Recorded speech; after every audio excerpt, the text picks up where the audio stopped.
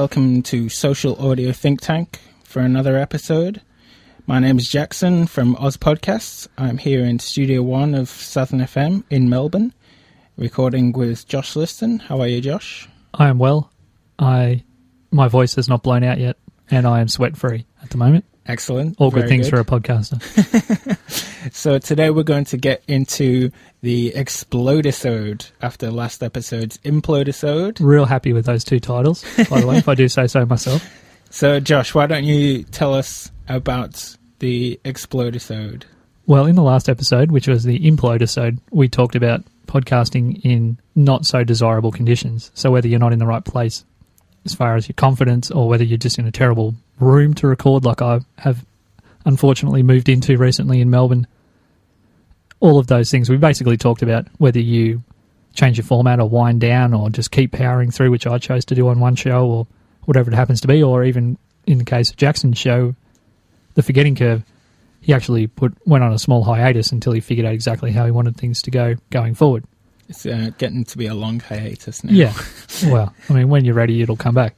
Whereas today's episode, the Explode-isode, so you'll see that there in all your podcatchers, iTunes and SoundCloud and Stitcher and that. I basically want to talk about, do we pod fade or do we not pod fade? And basically, for anyone who's unfamiliar with that term, pod fading is, a show just either disappears or you start releasing it so infrequently that it basically, people think that the show's gone and they unsubscribe. So basically it's stopping the show. Maybe not in an official way. So having a goodbye episode or letting people know well in advance, hey, this is the fifth last episode, thank you, or whatever. So either disappearing or just stopping altogether. When you basically go through those things we talked about in the previous episode where something's undesirable and you really think, well, I just don't know if I can overcome this, it's really sapping my energy or my confidence or even just the enjoyment of the show because of whatever circumstance it is that's making it tough. Do you think that it's a bit of a podcaster's cop-out just to disappear off the face of the earth instead of trying to power through it? I guess it's an extension of the last episode. Do you prefer to hear people change their format and lock into a new format, or like you're talking about, I remember you said with The Forgetting Curve, I don't want to steal your thunder, but you said you're thinking about making it more of a season-based thing where you have a season and a break to recuperate and get the music beds ready for the next season, and then have a season 2 or 3 or whatever, or however long it goes for. Do you like, I guess, to see a podcaster put some effort into keeping things going before they just disappear off the face of the earth?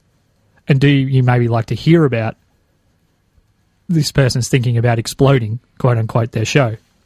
Or do you just don't care when they just disappear? Like, how do you feel about all that? Yeah, it's sort of a tough question. I think I'm going to give a bit of a cop-out answer and say it depends on the podcast.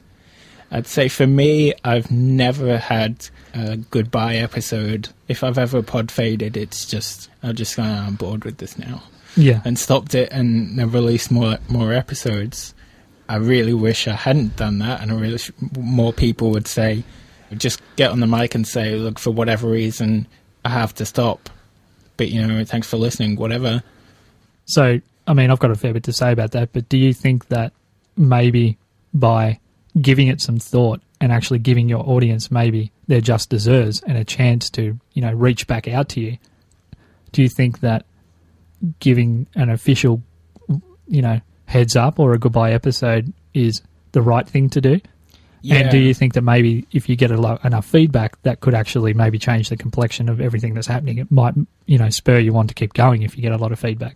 Yeah, I think you're just clarifying what I was thinking there, which was if you put out a goodbye episode and say, I just don't have time for it or whatever, and then you suddenly get lots of feedback. Because when I look at the statistics and it says you've got X number of downloads and it's a little number there, that's sort of not real. It's not listeners, it's not fans. If you get feedback saying, no, we want you to stay, we want to listen to your podcast, then that's an extra drive to keep going. That's a motivation and an inspiration. And if you don't get that, then pod fades. See you later. Yeah.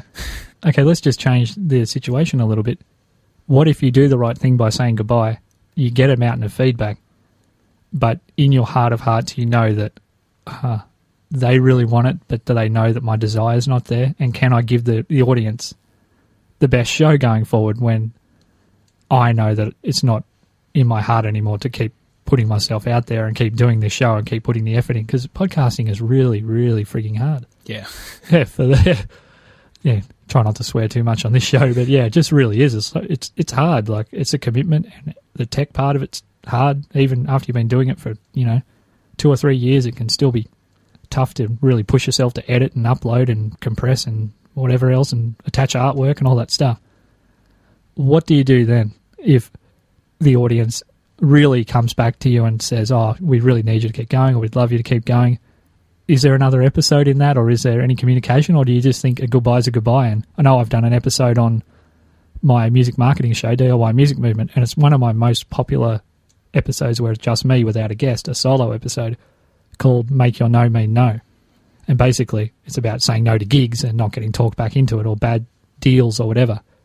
Do you think that a straight up podcast, like a pod fade goodbye episode, that's it? And you just really, do you need to lock yourself off to the communication a little bit, as far as, because you don't want to get talked back into something you don't want to do, because then the podcast isn't going to be great for the audience anyway. So yeah.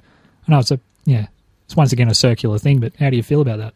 Well, I would say if I was going through that for any of my podcasts, my plan, my hope would be if I said goodbye, I don't want to do it anymore, and I suddenly got a wave of feedback, I'd say, okay, I'm going to pass the torch. I don't want to do it anymore, but people still want it. I'm going to find someone else to take over.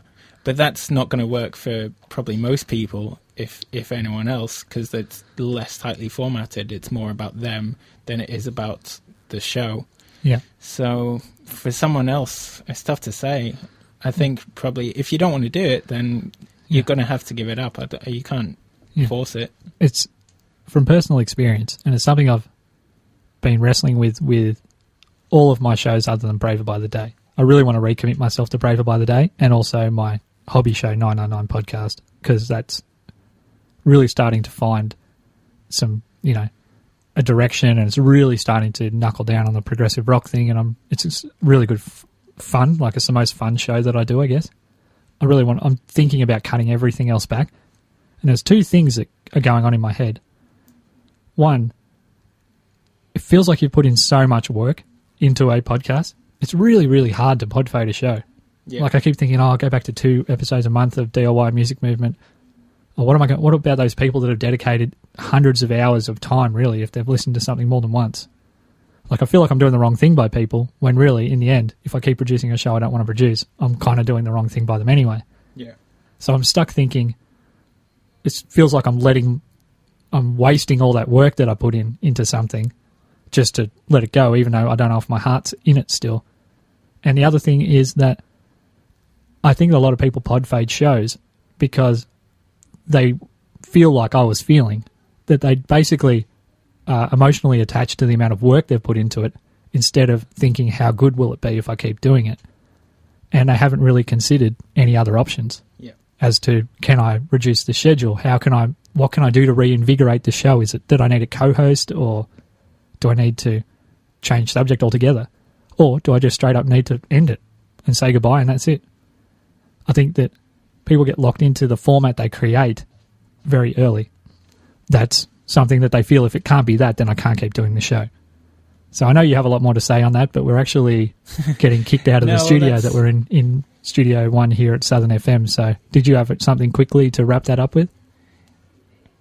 No, I think I've made my points on that, yeah. Yeah, because I can see you're basically doing what I wish I had decided to do with DIY Music Movement a while ago, and that's not release a heap of episodes and then none, and then think, oh, do I want to do it? Do I not want to do it? Who am I letting down? You basically just decided, I'm just going to take a pause, an intentional pause, and then produce the very best possible thing when I come back.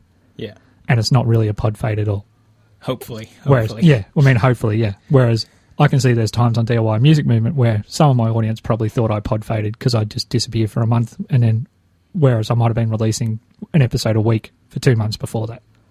Because, I just got stuck in if it can't be this, what is it going to be? And am I going to let people down? And then I end up producing shows that, you know, they're good quality shows, but my heart's not really in it. So maybe I need to go away and put some more thought into that myself. The good thing about doing shows on the fly sometimes is that just having Jackson there bouncing ideas off, he nods and he frowns and he shuffles around, and I can tell when I've said something that is either stupid or silly or makes sense. So, yeah, it's good podcast therapy, really, isn't it? Yeah. Cool. So we might need to skip all of the tech stuff for today, but if you go back to the previous episode, the Explode-isode, and you have listened to that, we're using the exact same rig. So your Twitter, Jackson? Oz Podcasts. And at Joshua C. Liston. And if anyone's wondering why I'm rushing this through for some reason, if you didn't hear what I was getting at before, we're actually recording in a radio studio, and there's a show that is coming into this particular studio, and they're here to do that. So we were running a bit late, or they were running a bit early, or however it works. So thanks so much for listening, and if you want to throw us a review in iTunes, that really, really means a lot to us. So cool, Jackson. I'll see you later, bud. See you later.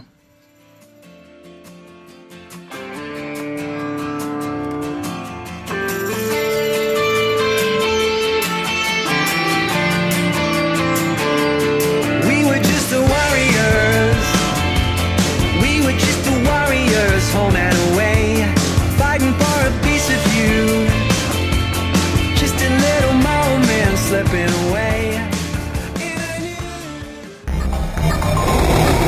Listen to Australian podcasts.